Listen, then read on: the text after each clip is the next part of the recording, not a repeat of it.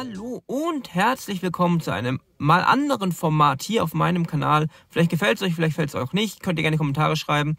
Und zwar wird das hier heute so eine Art Vlog, weil ich ein paar Sachen erledigen muss, die eben auch mit der Brickworld zu tun haben. Und ihr seht hier schon, das ist jetzt keine Werbung, einfach nur um euch zu zeigen, wo wir sind. Und zwar stehe ich hier vor dem Müller und werde dort gleich etwas abholen, was ich online vorbestellt habe. Also einige Zeit gedauert, bis es gekommen ist. Ist aber ein ziemliches Schnäppchen und wird auch in dem großen neuen Häuserblock, an dem wir momentan arbeiten, eine Rolle spielen.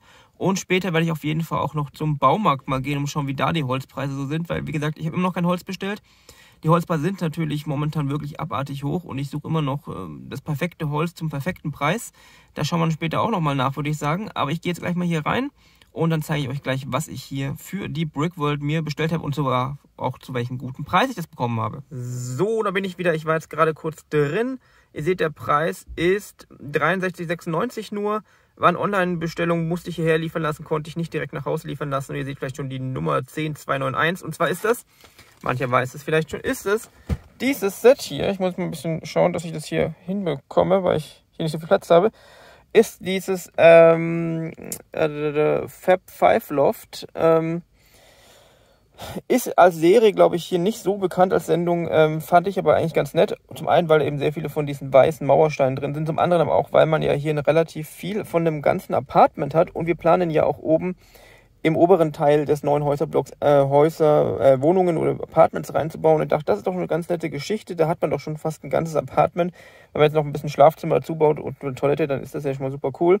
Und ich finde es auch einfach schön vom Design her, also auch diese weißen Mauersteine und so weiter. Und grundsätzlich das Design gefällt mir sehr, sehr gut. Und ursprünglich ist ja die UVP davon eigentlich 100 Euro. Und ich dachte, 63 Euro ungefähr ist echt ein Schnäppchen, das man machen kann. Wie gesagt, man hat ja hier einiges zu verbauen. Ich kann das, glaube ich, fast in der Gesamtheit verbauen und das finde ich eine super praktische Idee. Ihr könnt ja gerne mal Kommentare schreiben, was ihr von dem Set haltet. Wie gesagt, ich habe keine Ahnung grundsätzlich von dieser Sendung. Ich habe ein bisschen was dazu gelesen, aber ich finde das Set eigentlich ganz nett und das wird sicherlich auch als Wohnung im neuen Häuserblock einen guten Platz finden.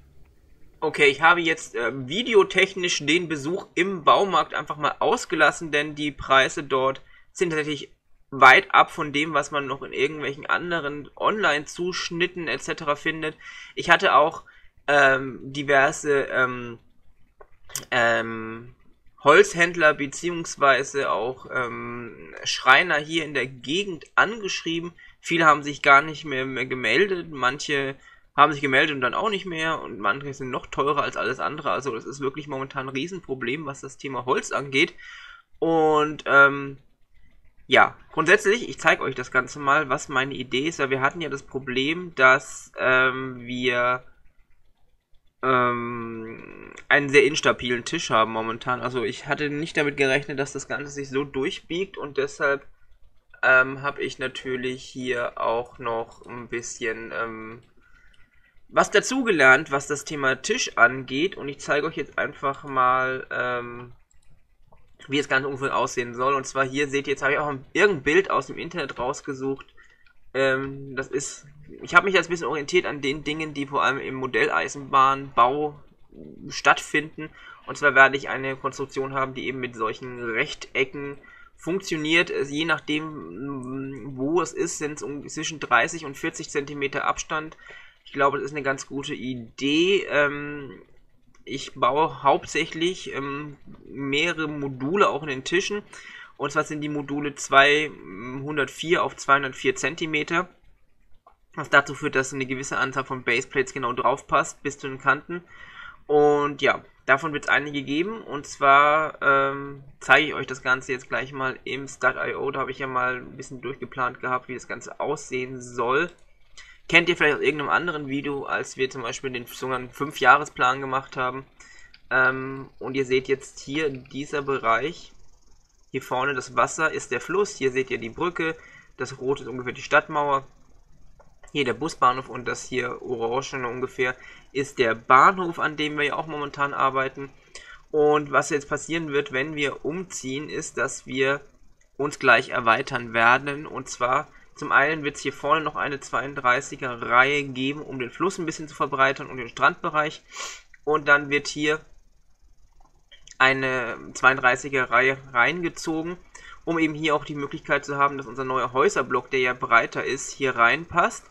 Und hier hinten zwischen Bahnhof und Stadtmauer wird dementsprechend auch eine 32er Reihe reingezogen, einfach um Fläche zu schaffen zwischen Bahnhof und Stadtmauer. Das wurde hier auch oft angesprochen, dass das dann doch ein bisschen arg nah zusammensteht, vor allem jetzt, wo der Bahnhof höher wird, dann kriegen wir hier noch ein bisschen Luft rein und dann wird das, glaube ich, deutlich besser aussehen. Wie gesagt, das hier sind alles 32er Baseplates, da könnt ihr euch ein bisschen vorstellen, wie groß es ist, und hier der Bahnhof, den kennt ihr ja. Und was wir auch schon geplant hatten ist, da hinten wird es dann den Bereich geben, wo der Bahnhof sein wird, also die Gleise mit den Bahnsteigen. Wobei hier fehlt jetzt tatsächlich noch was, und zwar ist dahinter nochmal eine 32er Reihe. Und damit kommen wir von hier vorne bis nach da hinten auf 19 32er Baseplates, was dazu führt, dass wir hinten als auch vorne ungefähr 1,50 Meter Platz haben bis zur Wand. Das reicht auf jeden Fall auch mit der Dachschräge. Und dann geht es hier im ersten Erweiterungsbereich so weiter, dass wir hier noch ein bisschen weiter Platz haben. Und dann kommt hier nochmal ein großes Modul rein mit eben den 2x2 Metern ungefähr, das dann später so erweitert wird, dass es hier weiter vorgeht. Aber das ist so das, was der erste Plan ist für die neue Brickworld sozusagen in den neuen Räumen. Und hier ist es dann so geplant, dass man hier eben einen Gang hat, in den man reingehen kann, ist ungefähr 1,20 Meter breit.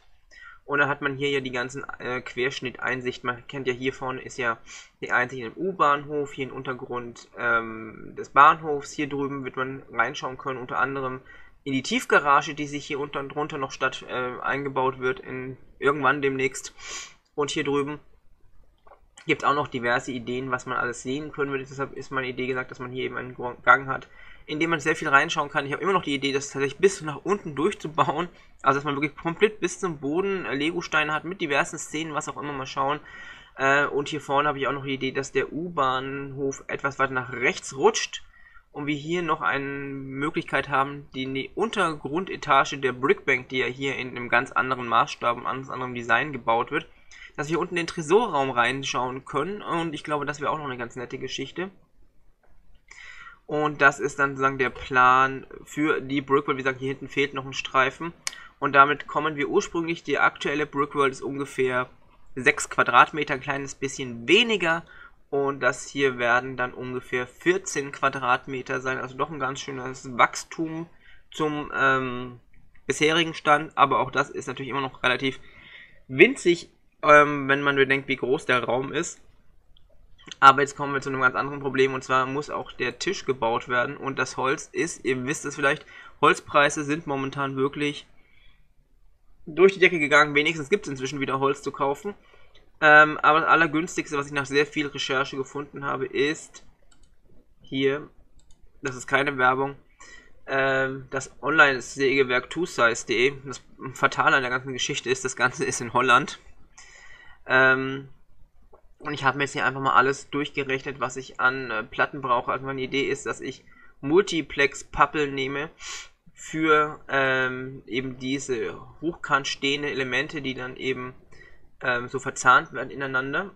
Dann nehme ich Multiplex 12 mm in 8 cm Höhe. Ich habe da ein bisschen was getestet. Ich bin mir relativ sicher, dass das aufgrund auch der engen Maschen von ungefähr 35 cm gut funktioniert. Allein davon brauche ich 45 Stück, was schon mal 177 € sind. Dann noch ein paar andere, kleinere. Und obendrauf ist die Idee, Sperrholz zu legen. Also hier oben drauf, auf dieses Konstrukt, muss ja dann noch die Platte oben drauf. Da ist Sperrholz die Wahl, die ich jetzt so getroffen habe. Ihr könnt mir gerne in den Kommentaren schreiben, was ihr zu habt zu meiner Holzauswahl. Wie gesagt, ich habe noch nichts bestellt. Ich habe einfach alles mich informiert, durchgeplant. Da könnt ihr mir gerne schreiben, was ihr davon haltet. Ich weiß, dass im Modellbau diese Elemente deutlich höher sind, aber wenn ich sehr viel höher gehe, kriege ich das Problem mit den ganzen Untergrundelementen, und ich glaube, dass es trotzdem funktionieren müsste mit den 8 cm Multiplex. Das ist ja deutlich stabiler. Und mit allem zusammen komme ich mit den Versandkosten auf 782 €, weil der Versand tatsächlich 153 € kostet. Aber auch das ist immer noch billiger als alles, was ich hier momentan in Deutschland kriegen kann. Egal, ob ich jetzt zum Schreiner um die Ecke gehe, zu irgendeinem Sägewerk, wobei die kriegen ja auch kein Multiplex meistens hin, oder in den Baumarkt, da brauche ich erst gar nicht anfangen. Aber vielleicht seid ihr auch hier wieder die Rettung in der Not sozusagen und könnt mir sagen, ob ihr irgendeine Möglichkeit kennt, wie ich deutlich günstiger an das komme, was ich brauche, beziehungsweise was wäre noch günstiger. Vielleicht seid ihr irgendwie selber in den Holzhandel involviert und könnt mir da irgendwie zur Seite stehen. Ich bin für jede Hilfe dankbar. Wie gesagt, ich habe das jetzt mal grob durchgeplant. Aber es ist halt schon eine Hausnummer, auch mit dem Versand 782 Euro. Man sagen muss, die Steuer kann ich ja rein theoretisch noch rausrechnen, weil das Ganze läuft ja im Prinzip als Gewerbeprojekt über meine Selbstständigkeit. Aber auch dann ist es immer noch ein ordentlicher Preis. Ja, so viel dazu. Schreibt mir gerne in die Kommentare, was ihr zu diesem Thema denkt, ob ihr vielleicht irgendwelche Infos habt, die ich nicht habe, ob ihr irgendwie bei der ganzen Sache helfen könnt. Denn, wie gesagt, ich muss sagen, es ist halt wirklich ein Batzen Geld. Ich hatte mit ein bisschen weniger gerechnet. Ja, dann würde ich sagen, vielen Dank fürs Zuschauen. Das nächste Video ist vermutlich wieder ein Update-Video, kommt vielleicht schon morgen. Und dann sage ich einfach noch vielen Dank fürs Zuschauen. Bleibt gesund, ganz, ganz wichtig. Viel Spaß beim selber bauen, vielleicht auch beim selber Holz zusammenklöppeln. Und ja, dann sage ich noch Tschüss.